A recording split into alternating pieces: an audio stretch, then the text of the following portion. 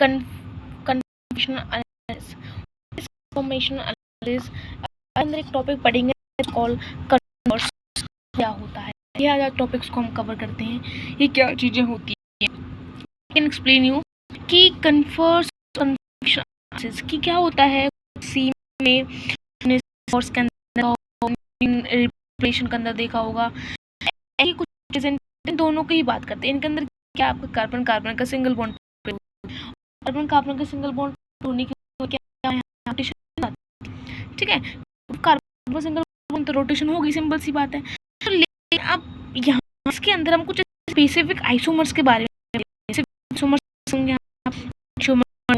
डायस्टीमर्स हो, डायस्टीमर्स ऐसे कुछ स्ट्रक्चर आइसोमर हैं। तो कुछ ऐसे कुछ आइसोमर्स होते हैं जो कि क्या करते हैं, चलो आइसोमर्स को अगर मैं साहॉर्स के अंदर रिप्रेजेंट करती हूँ और रोटेशन करने के बाद वो क्या करते हैं, अगर मैं उन्हीं आइसोमर्स का रोटेशन करती हूँ, चलो मान के चलो मेरे पास भाई दो, एक इनोएंशोमर ये था पहला, ठीक है, ये दोनों इनोएंशोमर्स है, इसकी मिरर इमेज ये आ रही, तो ये क्या है, इनोएंशोमर्स है, ठीक है।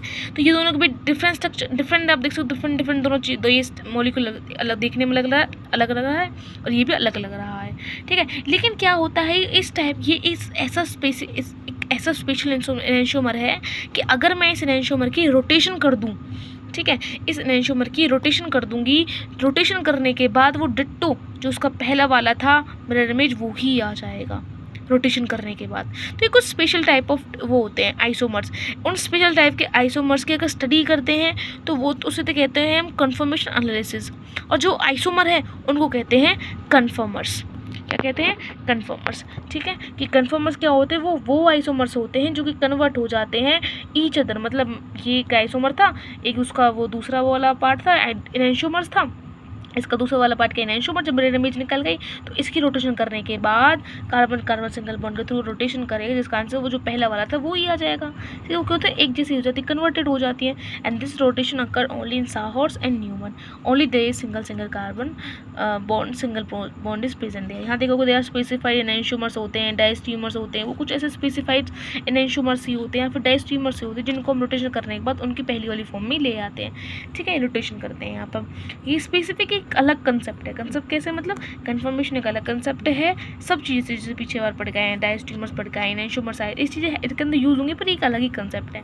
जो एनेंशोमर्स होते हैं वो ऐसे एनेंशोमर्स या डायस्टीमर्स, ऐसे टाइप के एनेंशोमर या डायस्टीमर्स, ऐसे आइसोमर्स जिनकी रोटेशन करने के बाद तो जैसे पहले थे वो वैसे ही आ जाते हैं, ठीक है, रोटेशन करने के बाद। अगर उनकी स्टडी को कहते हैं तो उसको उस स्टडी के नाम को कहते हैं कन्फर्मेशन एनालिसिस, और जो आइसोमर्स है उनको कहते हैं हम कन्फर्स कहेंगे, ठीक है। अब मैंने एक केस लेती हूँ, यहाँ पर कन्फर्मेशन एनालिसिस निकालती हूँ इथेन का, ठीक है। मेरे पास क्या है, इथेन है, CH3 से कहते हैं इथेन, इसका मैं कन्फर्मेशन एनालिसिस निकालती हूँ, ठीक है। देखती हूँ कि वो सेम आते हैं या नहीं आते, ठीक है। तो मैंने रोटेशन किया, तो मैंने क्या किया, आपको पता होगा इसकी रोटेशन 60 से लेकर 360 डिग्री तक चला जाती है।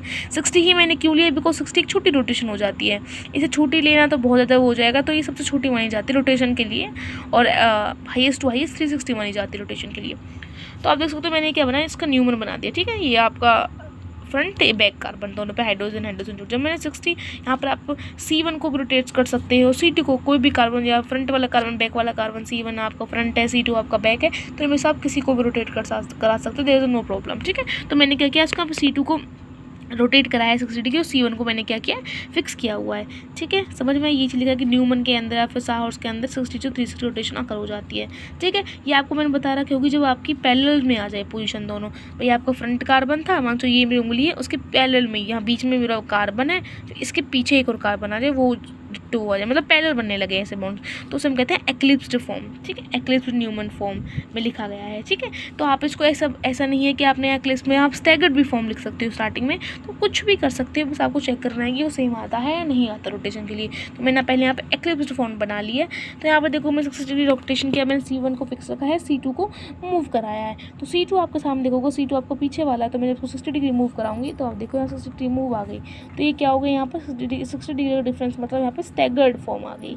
फिर मैंने 60 डिग्री और मूव किया, फिर यहाँ पे ये हो गया 120 डिग्री, तो एक्लिप्स फॉर्म आई। तो यहाँ पर मैं करती जा रही हूँ 60 डिग्री यहाँ पे मूव करने के बाद मैंने जब लास्ट में 360 कर दिया, 120, 180, 240, 300, एंड 360 रोटेशन करने के बाद मैंने देखा कि लास्ट में भी एक्लिप्स फॉर्म निकल के आ रही है, वो दोनों ही सेम फॉर्म निकल कर। इसका मतलब क्या हुआ था, इस रोटेशन के बाद मुझे पता चला कि ये स्टडी हम सही कर रहे हैं, कन्फर्मेशन एनालिसिस ऑफ इथेन हम बिल्कुल सही पढ़ रहे हैं, क्योंकि यहाँ पर क्या है, इमेजेस सेम आने लगी, जो पहले थी वही आपकी बाद में आने लग गई हैं। ठीक है, समझ आया रोटेशन करने के बाद? ओके, समझ आई चीज़ें? ओके, सो ये रोटेशन आपकी, ये मैंने पूरी रोटेशन लेके चली, 360 पूरी रोटेशन करके दिखाई है, तो आप बीच में भी देख सकते हो। यहाँ पर आप देखोगे तो 120 रोटेशन के करने के बाद ही सेम आने स्टार्ट हो गया। इसका मतलब रोटेशन होने के बाद आपका सेम आया ना। रोटेशन तो होगी 60 की करा लो, 360 करा लो, 70 करा लो, तो मैंने, लेकिन हमें पता है कि हमारी रोटेशन 60 360, तो हमने सारी रोटेशन कराई, और सारी रोटेशन कराने के बाद हमें पता चला कि कितनी फॉर्म्स एक्लिप्स के निकल के आई हैं, फिर कितनी निकल के 2 ही आएंगी, एक्लिप्स निकल के आएगा, फिर स्टैगर्ड निकल के आएगा, 2 ही फॉर्म निकल के आती है। तो हम क्या करते हैं, एक्लिप्स को अलग रखते हैं, स्टैगर्ड को अलग निकलते हैं, तो हम देखते हैं कितनी एनर्जीज वाले एक्लिप्स वाले निकल के आए, कितने स्टैगर्ड निकल के आए। तो ये चीज़ हम सारे यहाँ पर पढ़ते हैं। ठीक है, समझ आया? समझ में आएगा इस। नेक्स्ट आपके सामने टॉपिक आता है कि हमें इसकी ज़रूरत क्यों पड़ी, हमने ऐसा क्यों किया। ठीक है, तो क्योंकि 60 डिग्री सबसे छोटा रोटेशन होता है और सिंपल भी होता है। ठीक है, तो by 60 degree rotation we get to know कि how much a different type of conformers isomers can form in case of ethane by rotating. कि वो कहता है कि हमें रोटेशन इसलिए की कि जिससे हमें पता चल जाएगा, मैं थोड़े लेवल पर इसकी रोटेशन करती रहूँगी तो मुझे पता चलता रहेगा कि कितने टाइप्स के आइसोमर्स बन रहे हैं किसी भी मॉलिक्यूल के बाय रोटेटिंग सिंगल बॉन्ड। यहाँ पर देखोगे आप, इतने टाइप के मॉलिक्यूल्स, इतने टाइप के आइसोमर्स बन रहे हैं एक सिंपल इस वाले इथेन के। ठीक है, इतने टाइप ऑफ आइसोमर्स, भाई आइसोमर्स हैं इसके। ठीक है, ऐसे भी इसको हम रिप्रेजेंट करते हैं। रोटेशन के करने के बाद भी आपको पता होगा कि मॉलिक्यूल सेम ही आता है रोटेशन करने के बाद। आपने देखोगा, आपने वेज के अंदर पढ़ा रोटेशन, फिशर के अंदर रोटेशन पढ़ा, ऐसे आपने अब न्यूमन और साहॉर्स के अंदर भी रोटेशन पढ़ लोगे कि 63 डिग्री तक रोटेशन होता है। यहाँ पर भी आप देखोगे रोटेशन होता है, ये आइसोमर्स ही बन के आते हैं इसके। ठीक है, सेम रोटेशन होती है। After doing rotation from 60 to 360 we only get 2 possible conformers, staggered और इक्लिप्स्ड। जो कन्फर्मेशन आइसोमर्स निकल के आते हैं, जो कि 2 आपके निकल के आते हैं, एक आपका स्टैगर्ड निकल के आता है, फिर एक्लिप्स, 2 टाइप के ही निकल के आते हैं कन्फर्मर्स। ठीक है, ध्यान रखना, जो आइसोमर है जिनकी स्टडी हम कर रहे हैं वो कन्फर्मर्स हैं, और जो स्टडी है उसको कन्फर्मेशन एनालिसिस कहते हैं। ठीक है, उसकी स्टडी को कन्फर्मेशन एनालिसिस कहते हैं। जो आइसोमर हमने लिया है, जितने भी आइसोमर्स बन के आए हैं, वो सारे क्या है, आपके कन्फर्मर्स हैं। Now we need to check the energy stable. अब हमें क्या करना है, चलो हमने आइसोमर्स तो फॉर्म कर लिए, अब हमें उन सारे आइसोमर्स की एनर्जी भी चेक करनी है कि इनकी एनर्जी में क्या फ़र्क पड़ेगा। ठीक है, तो एनर्जी करने से पहले मुझे सबसे पहले उन मॉलिक्यूल्स की, उन आइसोमर्स की प्रॉपर्टीज़ को जानना होगा। ठीक है, तो उसकी स्टेबिलिटी को जानना होगा, भाई यहाँ पे क्या है, कोई स्ट्रेन तो नहीं आ रहा, कोई आएगा भी तो क्या आएगा। अब स्ट्रेन क्या होता है भाई, जब मैंने चेक किया उनकी एनर्जीज़ को, उन कन्फर्म को जब मैंने चेक किया तो देखा कि वहाँ पर तो कुछ ना कुछ स्ट्रेन्स आ रहे हैं। स्ट्रेन्स क्या होता है, स्ट्रेन्स एक काइंड ऑफ डिस्टर्बेंस होता है मॉलिक्यूल के अंदर। इसका मतलब क्या होता है कि जब मॉलिक्यूल अपनी एनर्जी, बॉन्ड फॉर्मेशन करता है, कुछ भी करता है, मतलब उसके अंदर क्या होती है, एनर्जी प्रोड्यूस होती है। ठीक है, वो एनर्जी प्रोड्यूस, जिसकी वजह से क्या होता है, मॉलिक्यूल अनस्टेबल हो जाता है। ठीक है, और अनस्टेबल होगा तो वो किसी टाइप को एनर्जी से आगे बढ़ेंगे। ठीक है, तो वो कितने टाइप की एनर्जीज होती हैं। ठीक है, उन एनर्जीज़ को पढ़ेंगे कि वो कैसी एनर्जीज़ को प्रोड्यूस करता है। तो उससे पहले उन एनर्जीज़ के जैसे क्या होता है, हमारे यहाँ पे स्ट्रेन आता है। वो स्ट्रेन कितने प्रकार का होता है, वो 3 टाइप का आपका स्ट्रेन प्रेजेंट होता है, एक टॉर्सोनोइल, एक स्टेरिक और एक होता है एंगल स्ट्रेन। ठीक है, पहले हम पढ़ेंगे टॉर्सोनोइल स्ट्रेन। टॉर्सोनोइल स्ट्रेन क्या होता है आपका, जो कि स्ट्रेन आपके इंटरमोलिकुलर रिपल्शन की वजह से होता है। इंटरमोलिकुलर रिपल्शन मतलब कैसे, कि आपके इलेक्ट्रॉन जिसमें बॉन्ड फॉर्मेशन के, जैसे आपको देखोगा पैरेलल्स हैं तो इसके भी इलेक्ट्रॉन्स होंगे प्रेजेंट, यहाँ पर इसके भी प्रेजेंट होंगे, तो दोनों अगर पैरेलल हैं तो यहाँ पर क्या होगा, रिपल्शन बहुत ज़्यादा होगी। यहाँ पर ये बॉन्ड ऐसे तो बन रहा है। ठीक है, तो ये भी इसके भी इलेक्ट्रॉन डेंसिटी, इसकी भी इलेक्ट्रॉन, तो यहाँ पे क्या होता है, इसके बीच में रिपल्शन होना स्टार्ट हो जाता है। और रिपल्शन होगा जिस कारण से क्या होगा, वहाँ पर स्ट्रेन प्रोड्यूस होगा। रिपल्शन के कारण क्या होगी, एनर्जी इंक्रीज होगी, और सिंपल सी बात है, एनर्जी इंक्रीज होगी तो अनस्टेबिलिटी आएगी, जिस कारण से क्या होता है, स्टेबिलिटी कम हो जाती है। ठीक है, नेक्स्ट आपके पास आता है स्टेरिक हिंड्रेंस। स्टेरिक हिंड्रेंस की वजह से भी क्या होता है, इस पर स्ट्रेन आ जाता है। कि क्या होता है, internal energy of a molecule increase in internal energy of molecule due to steric hindrance. Steric hindrance बढ़ने के कारण क्या होता है, इंटरमॉलिक्यूलर एनर्जी इंक्रीज हो जाती है। अब स्टेरिक हिंड्रेंस कैसे आता है, जब आप बल्कि ग्रुप्स को यूज़ करना स्टार्ट करते हो। बल्कि ग्रुप कैसे होता है, आपके CH3 है और भी मॉलिक्यूल, जैसे कार्बन के मॉलिक्यूल्स को अटैच कर लेते हैं। ऐसे मैंने कहा भाई इथेन प्रोपेन ही है आपके पास, ठीक है। तो आपने कहा, तो आपने थेरी की जगह प्रोपेन यूज़ कर लिया, मान लो चलो CH3 CH2 CH3। तो आपका पता होगा कि जब हम साहॉर्स बनाते हैं या फिर न्यूमन फॉर्म बनाते हैं तो हम बस पहले 2 कार्बन्स को, पहले 2 ले लो, बीच के 2 लो, कोई भी 2 कार्बन्स को, बस 2 कार्बन्स को हम क्या लेते हैं, मेन कार्बन लेते हैं, फ्रंट और बैक की तरह काम करते हैं, और रिमेनिंग वालों को क्या लेते हैं हम, सब्स्टिट्यूएंट ही काम करते हैं। तो मैंने अगर प्रोपेन लेती हूँ CH3 CH2 CH3, तो यहाँ पे मांग चलो पहले 2 कार्बन्स को मैंने क्या किया, मेन कार्बन मान के चलो, लास्ट का जो कार्बन होगा CH3 को क्या मुझे यूज़ करना पड़ेगा, एक तरीके से सब्स्टिट्यूएंट की तरह यूज़ करना पड़ेगा, ऐसा हम हाइड्रोजन को यूज़ करते हैं। तो यहाँ पर मैंने क्या किया, ये CH3 HH, ठीक है, CH2 CH3 आपका पहला वाला कार्बन हो गया, भाई CH2 या फिर दूसरा वाला कार्बन मान लो, पहला वाला कार्बन मैंने पीछे बना दिया है, तो C बीच में होगा H3, ये ऊपर वाला कार्बन की बात करूँ तो यहाँ पे CH2 CH3, ये हो गया दूसरा वाला कार्बन। तो यहाँ पे क्या होता है, स्टेरिक हिंड्रेस हो जाते हैं बल्कि ग्रुप के कारण, स्टेरिक हिंड्रेस कारण भी यहाँ पर क्या हो जाता है, आपका स्ट्रेन प्रोड्यूस हो जाता है। नेक्स्ट है आपके पास है एंगल स्ट्रेन। एंगल स्ट्रेन क्या होता है, यहाँ पर क्या होता है कि एनर्जी इंक्रीज हो जाती है मॉलिक्यूल की, just because of bond angle deviating from ideal bond angle. Ideal bond angle क्या होता है कि भाई मांग चलो मेरे पास टेट्राहेड्रल है या फिर कुछ भी मेरे पास शेप है जो कि हमने बना रखी है, उसकी कितनी, आप मैं टेट्राहेड्रल की बात करूँ, टेट्राहेड्रल का पता होगा कि टेट्राहेड्रल के अंदर हमारा जो बॉन्ड एंगल होता है वो 109 डिग्री 28 मिनट का होता है। तो वो एक स्पेसिफाई मैंने कह दिया कितने डिग्री का होता है ना, लेकिन ये होता है आपका आइडल बॉन्ड एंगल, ठीक है। अगर उससे कहीं भी डेविएट कर जाए तो वहाँ पे क्या होता है, एंगल स्ट्रेन आना स्टार्ट हो जाता है। एक बात बताऊँ मैं, यहाँ पर देखोगे आप 3 मेंबर रिंग देखो यहाँ पर, तो यहाँ पर क्या है sp3 हाइब्रिडाइज, तो यहाँ पर कितना डिग्री का एंगल होना चाहिए, 109 डिग्री एंगल होना चाहिए, तो 109 28 डिग्री मिनट 28 मिनट का ये यहाँ पर एंगल ऊपर, यहाँ पर कितना एंगल आता है 60 डिग्री का, यहाँ पर 90 डिग्री का, 10 डिग्री 120, तो यहाँ पर एंगल स्ट्रेन कितना आ रहा है 49 डिग्री 19 डिग्री 1 डिग्री 11 डिग्री।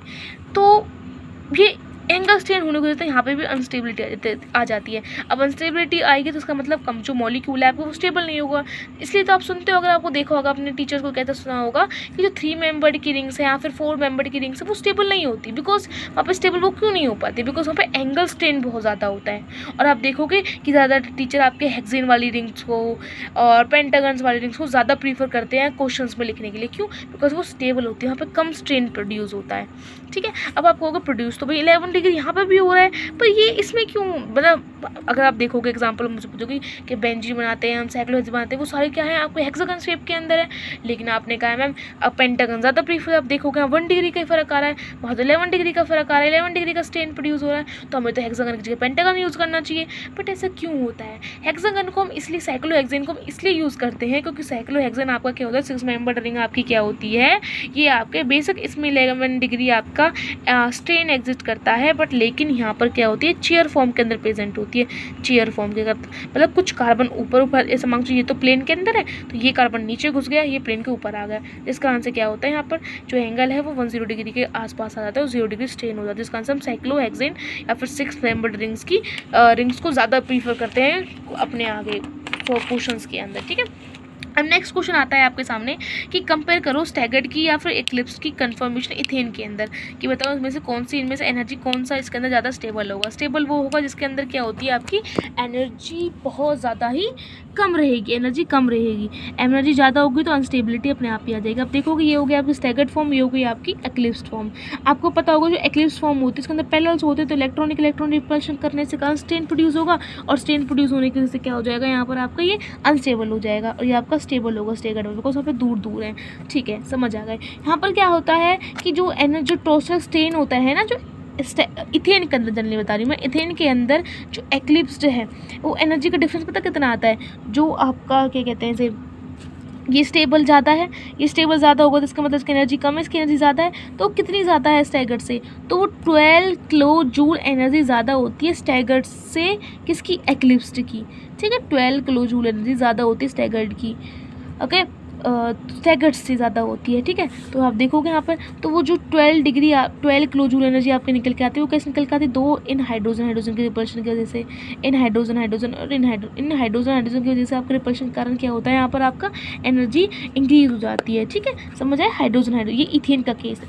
अब इथेन में हम सीखेंगे यहाँ पर एनर्जी प्रोफाइल डायग्राम। उससे पहले हम 2 चीज़ सीखेंगे, एक होता है आपका बॉन्ड एंगल और एक होता है आपका डायहेड्रल एंगल, ठीक है। बॉन्ड एंगल तो आपको पता होगा कि कोई भी कार्बन, किसी भी 3 कार्बन के बीच में जब हम क्या करते हैं, एंगल निकालते हैं तो उसे हम बॉन्ड एंगल कहते हैं ना। तो आप देखोगे यहाँ पर 3 कार्बन थे, मैंने इस टेट्राहेड्रल तो CH तो 3 आपके एटम्स है, वो 3 एटम्स के बीच में क्या कर रही हूँ मैं, एंगल निकाल लेती हूँ। अब क्वेश्चन आता है डायहेड्रल एंगल क्या होता है।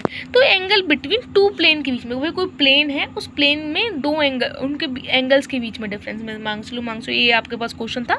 तो आपने देखो फ्रंट है बैक है, तो ये आपका क्या है वर्टिकल है, दोनों ये वर्टिकल है, नीचे की साइड है। अगर मैं आपको बताऊँ तो देखो यहाँ पर एग्जाम्पल देती हूँ मैं आपको, ये है आपका, ये क्या है आपका नीचे की साइड है और एक आपको ऊपर की साइड है। वहाँ पर ये क्या है आपका ऐसे उठा पड़ा है यहाँ से, एक तो यहाँ पर आपके एक तो पोजीशन ऐसे है और एक ऐसे है। तो अगर इसकी बात करूँ तो इसका प्लेन कैसे होगा, इसका प्लेन ऐसे करके होगा, नीचे की साइड आपको देखोगे इसका प्लेन ऐसे दिखेगा, ऐसे ऐसे ऐसे प्लेन देखोगे, उसका नीचे की साइड होगा, इसका ऊपर की साइड। तो उनको प्लेन का जब मैं उनको एक साथ उठा के ले आऊँगी इस प्लेन के उधर साइड, तो क्या होगा 180 डिग्री का एंगल होगा, नहीं होगा इनके बीच में, तो ये होगा आपका प्लेन का एंगल।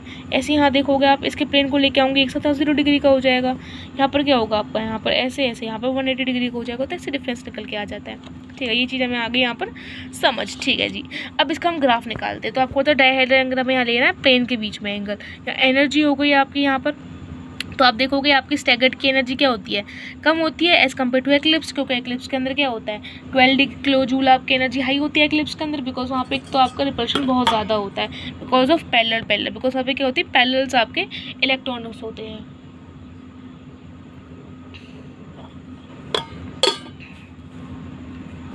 ओके, तो आप देखोगे यहाँ पर, अब देखो यहाँ पर 0 डिग्री 60 डिग्री 120 180 240 360 एंड 300 360 डिग्री। ठीक है, अब देखो यहाँ पर आप मैं बताती हूँ, चलते हैं। देखो इन case of eclipse energy 12 kilo joule more than, हाँ तो चलो मैंने हमने पढ़ के बता भी दिया है। देखो रोटेशन के साथ इसको कंपेयर करते चलेंगे। देखो यहाँ पर 60 डिग्री रोटेशन किया, रोटेशन करने के बाद कैसी form I, staggered form I, फिर इक्लिप्स फॉर्म आई, फिर स्टैगर्ड आई, फिर इक्लिप्स, फिर स्टैगर्ड। पहले आती है इक्लिप्स 0 डिग्री पे, यहाँ 0 डिग्री है आपका, तो यहाँ होगी आपकी इक्लिप्स हो गई। ठीक है, ये हो गई आपकी इक्लिप्स, फिर स्टैगर्ड, फिर इक्लिप्स, फिर स्टैगर्ड, इक्लिप्स, स्टैगर्ड, इक्लिप्स। तो यहाँ पर डिफरेंस आता चला जाता है। ठीक है, ये हो गया आपका यहाँ पर इथेन का डायग्राम ख़त्म।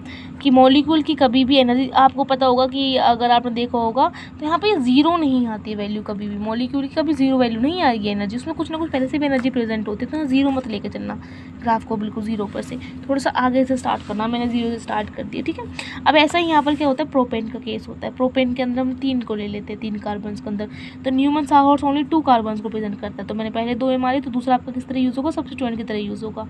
ठीक है, इससे कोई फ़र्क नहीं पड़ेगा कि पहली फॉर्म हम एक्लिप्स लें या स्टैगर्ड लें, हमें बस number of conformational isomers check करने होते हैं, कि हमें बस ये देखना है कि कितने आइसोमर्स बन के आए हैं और उनकी एनर्जीज देखनी होती है, बस इतना ही देखना होता है, बस इसलिए ही हम इसको लेते हैं, इसका कोई फ़र्क नहीं पड़ेगा। ठीक है, ये मैं चीज़ आपको पहले भी बता चुकी हूँ। 0 डिग्री 60 डिग्री यहाँ पर मैंने क्या किया, C2 को यहाँ पर रोटेट कर दिया है। ठीक है, ये कुछ उसके क्या बन के आते हैं, आपके आइसोमर्स बन के आते हैं, 7 आइसोमर्स बन के आते हैं। यहाँ कुछ भी चेंज कर लो, चाहे C2 को फिक्स कर लो या C1 को रोटेट कर लो, या C1 C2 दोनों को रोटेट कर लो, अलग अलग रोटेट करा लो, पहले बेस को करा लो फिर दूसरे को करा लो, एनीथिंग जो मन करता है वो कर लो, पर आना स्टैगर्ड और क्लिप्स भी है, ये दोनों ही फॉर्म आएंगी। ठीक है, और इससे कंफ्यूज नहीं होना है आपको, भाई मैंने कोई बॉन्ड यहाँ पर मैंने पहले क्या था, यहाँ देखोगा आप, मैंने जैसे मान लो यहाँ पर हाइड्रोजन था, यहाँ पर हाइड्रोजन, यहाँ पर CH3, और मैंने क्या किया, इसकी जगह पोजीशन यहाँ लिख दी, इसकी यहाँ लिख दी, तो कोई प्रभाव नहीं पड़ेगा इन बॉन्ड एंगल्स का, वो चीज़ें सेम ही होती हैं, कंफ्यूज मत होना। मेरा कहने का मतलब ये है, यहाँ देखो आप। ठीक है, जैसे यहाँ पर हाइड्रोजन था, पर मैंने क्या किया, ये ऊपर था, यहाँ पर था, तो मैंने क्या किया, ये वाला ऊपर बना दिया, ये नीचे बना दिया, ये यहाँ बना दिया साइड में, तो इससे आपको कंफ्यूज नहीं होना, वो सेम ही चीज़ होती है। ठीक है, इससे कोई प्रभाव नहीं पड़ेगा। ठीक है, ये होता है आपका प्रोपेन का केस हो जाएगा आपका।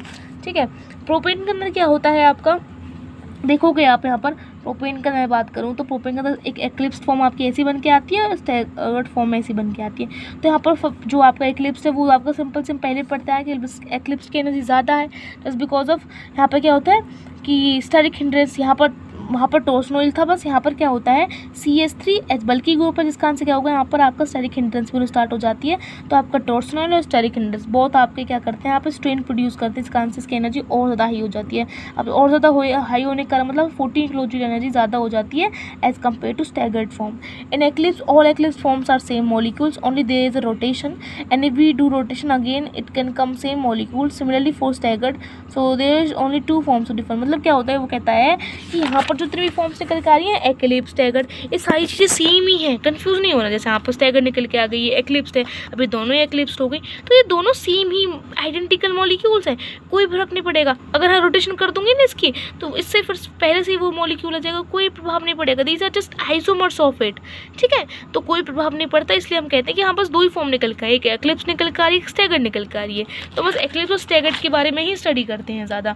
तो आप देखोगे यहाँ पर ज़्यादा स्टडी वो है आपका, ये स्टेबल ज़्यादा है, वही कंपेयर यहाँ पर हो रहा है। यहाँ पर क्या ज़्यादा स्टेरिक हिंड है, तो ये स्टेबल ज़्यादा हो गया। ठीक है जी, हमें समझ में आ गया। अभी क्वेश्चन पूछता है नेक्स्ट कि बताओ, ये तो हमें समझ में आ गया, तो बताओ CH3 और H इसके कारण कितना एनर्जी प्रोड्यूस हो रहा है। तो टोटल एनर्जी 14 आपकी हाई आ रही थी स्टैगर्ड की फॉर्म से। तो हमने पीछे पढ़ा हाइड्रोजन में 4 kilo joule, hydrogen 4 kilo joule, तो CH3H में 36 किलो जूल आपका एनर्जी निकाल रहा है, जिसका आंसर की 4 एनर्जी जो हाई है वो 14 निकल गया। इसका एनर्जी डायग्राम भी आप देख लोगे, इट्स वेरी इजी, ठीक है। नेक्स्ट है आपका ब्यूटेन के अंदर। तो मैंने क्या किया, ब्यूटेन के अंदर आप पहले ये आपका ब्यूटेन होगा, ये भी ब्यूटेन होगा। आप इसका इस पहले दो को ले लो या फिर बीच के दो को ले लो, कोई भी ले लो। तो मैंने चलो पहले दो, यहाँ पर पहले दो ले लिए, यहाँ बीच के दो लिए, दोनों को कंपेयर करके चलेंगे, भाई सिंपल सा बात है, ठीक है। CH3 ये बीच का कार्बन हो गया, ठीक है, एक पे CH3 एक पे, दोनों पे CH3 तो मैंने बना लिया कि इस तीसरा केस आपका ये हो गया 1, ये हो गया आपका यहाँ पर ऊपर क्या लगा पड़ा है, एक पे तो हाइड्रोजन लगा पड़ा है भाई, आपको यहाँ पे CH3 बनाना है, तो कार्बन हाइड्रोजन हाइड्रोजन, ये बैक वाला होगा तो इस पर क्या होगा CH2 जुड़ा पड़ा है यहाँ पर, ठीक है। तो प्रोड्यूस हाई एनर्जी, यहाँ पर क्या हो रहा है आपका हाई एनर्जी प्रोड्यूस हो रही है, बिकॉज यहाँ पर बहुत ज़्यादा स्टेरिक हिंड्रेंस होते हैं। यहाँ पर 3 मॉलिक्यूल्स अटैच हुए पड़े हैं, यहाँ पर बहुत ज़्यादा स्टेरिक हिंड्रेंस हो रही है, जिस कारण से अनस्टेबल ही रहता है, स्टेबल हो ही नहीं पाता। अगर अनस्टेबल होगा तो मैं इसके आगे आइसोमर्स कैसे निकाल पाऊंगी, यहाँ इसके निकाल देती हूँ, इसका फेवरेबल केस बन जाता है एज कम्पेयर टू दिस, ठीक है। तो हम क्या करते हैं, इसी को चूज़ करते हैं किसके लिए, आगे उसको करने के लिए, रोटेशंस करने के लिए। तो यहाँ पर भी वही केस है, यहाँ पर मैंने एक्लिप्स उठा लिया, वही चीज़ें कर रही हूँ, सिंपल वही चीज़ें। तो यहाँ पर एक्लिप्स से सेम मॉलिक्यूल आ गया, ठीक, कोई दिक्कत नहीं है। एक्लिप्स वाले सारे मॉलिक्यूल सेम ही हैं, बस रोटेशन की ज़रूरत होती है, सेम मोल सब्सटेंस हो या फिर किसी डिफरेंट सब्सटेंस की पोजीशन चेंज ना हो, मतलब उसे साइड वैल्यू 2 सब्सटेंस सेम रहेंगे इन प्रॉपर। अच्छा, इसका मतलब वो कहता है कि एक बात बताओ, क्या बात बताओ कि अगर किसी मॉलिक्यूल में, भाई सिंपल सी बात है, कोई मॉलिक्यूल चेंज कब होगा, चेंज जब होगा जब उसके आसपास के मॉलिक्यूल चेंज हो जाए। मैंने कहा यहाँ पर क्या है आपका CH3HH, यहाँ हो है आपका CH3HH। अगर यहाँ देखोगे आप, तो मैंने कहा जो CH3 है ना, वो 2 हाइड्रोजन के साइड में है। इसका मतलब क्या हुआ, अगर इसको मैं रोटेट करा लूँ, या कुछ भी करा लूँ, रहेगा आपका हाइड्रोजन 2 हाइड्रोजन के बीच में। इसका मतलब क्या हुआ, अगर इसकी पोजीशन ही चेंज नहीं हो रही, अरेंजमेंट ही सेम नहीं हो रही, तो ये क्या आपका आइसोमर है, सिंपल सी बात है। जब पोजीशन चेंज मतलब सेम मॉलिक्यूल्स हैं, चाहे मैं इसको कितने तरीके से लेकर तो रोटेट करके, पर रहेगा तो सेम मॉलिक्यूल। ऐसा ही यहाँ पर है, वो होते हैं सेम मॉलिक्यूल से, बस रोटेशन का फ़र्क पड़ता है, ठीक है। इसलिए बस इनको हम आइसोमर्स कह देते हैं, बस रोटेशन का फ़र्क होने की वजह से इसको हम क्या कहते हैं, आइसोमर्स कह देते हैं, पर होती सेम चीज़ें ही हैं, ठीक है। वही चीज़ यहाँ पर लिख रखी है मैंने, वो क्या लिख रखी है यहाँ पर कि एक्लिप्स वाले सारे मॉलिक्यूल सेम ही हैं, सारी चीज़। अगर जितने भी एक्लिप्स के मॉलिक्यूल, यहाँ पे एक्लिप्स है, यहाँ एक्लिप्स है, सारे एक्लिप्स जितने भी यहाँ पर है और जितने भी स्टैगर्ड है, वो सारे सेम ही होते हैं, क्योंकि सेम सब्स्टिट्यूएंट्स लगे होते हैं। सब्स्टिट्यूएंट्स की कोई अरेंजमेंट चेंज ही नहीं होती, पोजीशन चेंज ना हो, तो मतलब इसका मतलब क्या है, वो क्या है, सेम ही सब्स्टिट्यूएंट्स अटैच हुए पड़े, तो सेम ही मॉलिक्यूल है। But there is a differ form present, पर यहाँ पर आप देखोगे, यहाँ पर क्या होती है, आपको जैसे आपने ये चीज़ आपने पिछली बार पढ़ी थी है ना, कि एक्लिप्स होती है, स्टैगर्ड होती है, सारी चीज़ सेम होती है, पर यहाँ पर जो देख के हम केस यहाँ डिफरेंट आ जाता है। यहाँ पर क्या डिफ्रेंशिएशन आता है कि यहाँ पर हमारी 3-4 फॉर्म आती हैं। 3-4 फॉर्म कैसे आती है, अगर यहाँ पर मैं एक्लिप्स की बात करूँ, तो एक होता है यहाँ पर फुली एक्लिप्स और एक आएगा आपका पार्शली एक्लिप्स। 2 चीज़ें आती हैं, फुली एक्लिप्स, एक पार्शली एक्लिप्स। फुली एक्लिप्स क्या होता है, अगर मान के चलो यहाँ पर भी आपका क्या है, इक्लिप्स मतलब, फुली इक्लिप्स मतलब, इक्लिप्स आपको पता होगा, यहाँ पे फुली आपका क्या होता है, रिपल्शन होता है, तब पैरेलल हो जाता है, तब CH3 बहुत ज़्यादा रिपल्शन हो रहा है। एक इक्लिप्स फॉर्म ये है CH3H, इसके मुकाबले यहाँ पर कम रिपल्शन होगा, क्योंकि दोनों बल्कि ग्रुप नहीं है, एक आपका लेस बल्कियर है, यहाँ पर बल्कियर है, तो यहाँ पर दोनों ही बल्कि, इसके ये फुली एक्लिप्स, ये पार्शली एक्लिप्स, ये भी पार्शली एक्लिप्स देखोगे आप, ठीक है। इसकी बात करूँ, ये भी क्या होगा, फुली एक्लिप्स्ड होगा, जिसका आंसर सेम आ जाता है। नेक्स्ट स्टैगर्ड की फॉर्म को, स्टैगर्ड में भी 2 तरीके के होते हैं। स्टैगर्ड में 2 तरीके कैसे होंगे, एक तो होगा अगर आपका बल्कि ग्रुप अपोजिट हो जाए, ठीक है, इसे हम यूँ कहते हैं एंटी के नाम से। स्टैगर्ड के अंदर अगर बल्कि ग्रुप के हो जाए आपके सब्स्टिट्यूएंट्स और अपोजिट हो जाए, तो उसे कहते हैं हम एंटी। लेकिन अगर आपके जब आपके बल्कि ग्रुप क्या हो जाए, अपोजिट हो जाए, तो उसे हम कहते हैं एंटी। लेकिन अगर बल्कि ग्रुप आपके 60 डिग्री डिफरेंस पर आ जाए, ठीक है, उसे कहेंगे हम आपका गुशी, क्या कहेंगे, उसे गौश कह लो यहाँ पर, ठीक, गॉश कह लो, ठीक है, ऐसे कहते हैं। जैसे स्टैगर्ड देखोगे यहाँ पर आपका, तो बल्कि ग्रुप्स आपके ये रहे, बल्कि ग्रुप्स में कितना डिफरेंस है आपका 60 डिग्री डिफरेंस है, तो इसे हम क्या कहेंगे आपका गुच्छे कहेंगे इसे, ठीक है, गॉश कहेंगे या कुछ भी कह लो, गुच्छे कह लो, इसे गुच्छे कहेंगे इसे, ठीक है, गुच्छे। नेक्स्ट आपके पास ये स्टैगर्ड, यहाँ पर देखोगे आप अपोजिट्स हैं आपके दोनों, यहाँ पर बल्कि ग्रुप्स एंटी कहेंगे, यहाँ पर क्या 60 डिग्री का डिफरेंस है, तो उसे क्या कहेंगे हम, सॉरी तो एक्लिप्स है, स्टैगर्ड ये रहा, यहाँ पर क्या है 60 डिग्री डिफरेंस, 60 डिग्री का डिफरेंस है, तो मैं कहूँगी यहाँ पर गुच्छे है, ठीक है, ऐसे करके इसकी फॉर्म्स निकल के आती हैं। अब मेरी बात समझ में आई, इसका मतलब एक बात बताओ, यहाँ पर जब आपके यहाँ पर जो बल्कि ग्रुप्स हैं वो बहुत दूर दूर हैं, अपोजिट फॉर्म्स में है, अपोजिट फॉर्म में जितना दूर होगा इसका मतलब इतना ही रिपल्शन कम होगा, रिपल्शन कम होगा तो इसकी एनर्जी इतना ही कम होगी, तो वो इतना ही स्टेबल होगा। तो मैं कह सकती हूँ कि एंटी ग्रुप आपका बहुत ज़्यादा स्टेबल होता है। फिर तरह उसके बाद गुच्छे होते हैं, क्योंकि यहाँ पर 60 डिग्री का डिफरेंस आ जाता है, 60 डिग्री का। फिर आपका पार्शियली एक्लिप्स्ड होता है। पार्शियली एक्लिप्स का मतलब क्या होता है कि आपके बल्कि ग्रुप और लेस बल्कि दोनों एक साथ होते हैं, ठीक है, और सबसे अनस्टेबल होता है आपको फुली एक्लिप्स, जब दोनों ही बल्कि ग्रुप एक साथ आ जाएं, साहब इसके अंदर देखा था आपने, ठीक है, दोनों बल्कि ग्रुप एक साथ आ जाएं, तो ये आपको होता है स्टेबिलिटी का ऑर्डर हो जाता है आपके सामने, ठीक है। अब यहाँ पर एक क्वेश्चन आता है कि बताओ अगर यहाँ CH3 की जगह मैं OH ले लेती हूँ तो स्टेबिलिटी ऑर्डर क्या होगा। जब OH लेने की बात आती है तो आपका ध्यान रखना, जब 60 डिग्री की रोटेशन करता है तो 60 डिग्री पे आपको पता होगा, मैंने अभी बताया गुच्छी बनता है, तो वहाँ पर वो क्या होता है, थोड़ा सा अनस्टेबल होता है as compare to anti, because anti में बिल्कुल अपोजिट आ जाते हैं बल्कि ग्रुप। लेकिन यहाँ पर क्या होता है, जब OH ग्रुप ले लेते हैं हम, तो यहाँ पर 60 डिग्री पर आने के बाद ये यहाँ पर हाइड्रोजन बॉन्डिंग करने लग जाता है, और हाइड्रोजन बॉन्डिंग बहुत ज़्यादा स्टेबल होने के कारण वो गुच्छे वाला बहुत ज़्यादा स्टेबल हो जाता है एज कम्पेयर टू एंटी से। तो उसे कहते हैं कि गुच्छे आपका मोर स्टेबल होता है because hydrogen bonding then anti, यहाँ पर हाइड्रोजन बॉन्डिंग हो जाती है जो कि एंटी के अंदर नहीं होती। समझ में आया। अब यहाँ पर देखोगे आप, यहाँ पर एक dihedral angle between two methyl groups in most stable conformation of n butane. ये बताओ कि सबसे ज़्यादा जो अगर मिथाइल ग्रुप्स आपके पास हैं और आपके पास कन्फर्मेशन मोस्ट स्टेबल कन्फर्मेशन मुझे निकालनी है, तो सिंपल सी बात है, मोस्ट कन्फर्मेशन कौन सी होती है आपकी, एंटी होती है। एंटी के अंदर अगर मैं निकालूंगी तो एंटी के अंदर दोनों डायहेड्रल एंगल जो होता है, एंगल में डिफरेंस जो निकल के आता है वो 180 डिग्री का आता है, तो वही चीज़ यहाँ पर मैंने लिख दी है, ठीक है। अब क्वेश्चन पूछा था कि डायग्राम बनाओ किसके लिए, 1,2 डायहाइड्रोक्सी इथेन के लिए, तो वही चीज़ है, आपको पता होगा 60 डिग्री पे क्या होता है, बहुत ज़्यादा स्टेबल हो जाता है, 60 डिग्री पे बहुत ज़्यादा स्टेबल हो जाता है, फिर 300 डिग्री पे स्टेबल होता है स्टैगर्ड्स की फॉर्म्स में। तो वो चीज़ आप देख सकते हो, वो मैंने डायग्राम यहाँ पर बना दिया है, बिकॉज आप बहुत लो एनर्जी होने के कारण हाइड्रोजन बॉन्डिंग हो जाती है, ठीक है। आज पढ़ेंगे हम confirmation of cyclohexane. That's all for today.